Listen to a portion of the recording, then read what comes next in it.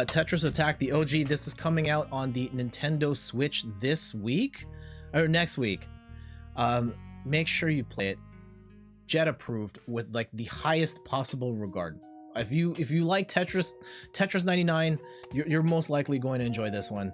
I know it's different. It's a precursor to the Match 3 games. Like this is before Bejeweled, but there's enough differences where what happens here is so cool, especially in a competitive environment where you're trying to manage, because junk blocks come from the top, but you don't want your board to be at the bottom because then you have no ways to respond, and you just create these combos that go on forever, and the game will slow down to a crawl if you just continue like hitting combos, because the game like physically can't handle it, and you're like, yeah, I'm breaking the game because we're doing so well. So dope. Here's one. It's a fighting game from the, I guess this isn't like a no one's talking about. Those in the know are still like, yeah, this was kind of a cool game. But in the greater discussion about Teenage Mutant Ninja Turtles video games, Teenage Mutant Ninja Turtles Tournament Fighter is actually pretty decent. It probably doesn't hold up for competitive play these days, but it's got all the Ninja Turtles in there. It's got Shredder, the Rat King, a bunch of other characters you've probably never heard of, but it's a pretty decent fighting game, and it's one I've been meaning to stream forever.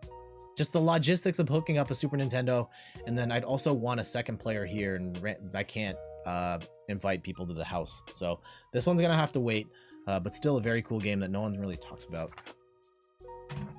And one more on the Nintendo 64, the pinnacle of the F-Zero series. No one's really, yeah, F-Zero just kind of died and went away after the GameCube, and we haven't seen anything since.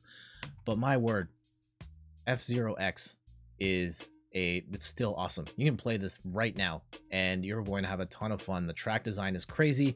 They've got tubes where you're driving along the outside, and you can go upside down, or you're inside the tube. Things loop around, and it's just, and it moves so fast, like blistering 60 frames a second. It still looks great, plays amazing. Probably one of the best racing games on the Nintendo 64, and one of my all-time favorite racing games, period. And one more, I think we've talked about this one on the stream before. It's a very cool, stylish action third-person shooter on the Xbox 360, Vanquish. I think this recently got remastered or ported to modern consoles. It's such a cool game. You get like rocket legs, and you like slide along the ground, and you can shoot people. There's a button to like smoke cigarettes, which has nothing to do with anything. And I don't smoke, kids. Don't do it. In the game, it's cool though. And just has like these really epic boss fights and really cool action sequences. And yeah, this is another one I bought at Blockbuster when they were closing down for like $3. And this one was very cool. Sorry, I lied. There's one more. Fake Ghost Power Roulette says, I think we can just call Wipeout the new F-Zero. Oh man.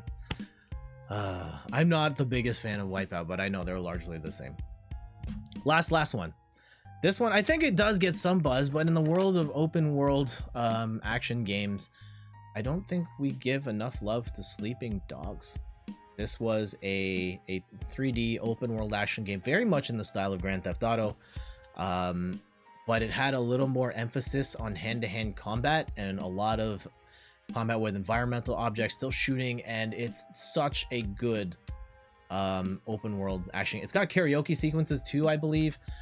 I might be mixing that up with Yakuza, but this one, it's an excellent alternative to Grand Theft Auto if you're looking for other games of that style that are, yeah, just different from GTA. Though I understand that a lot of people are just fine with GTA 5.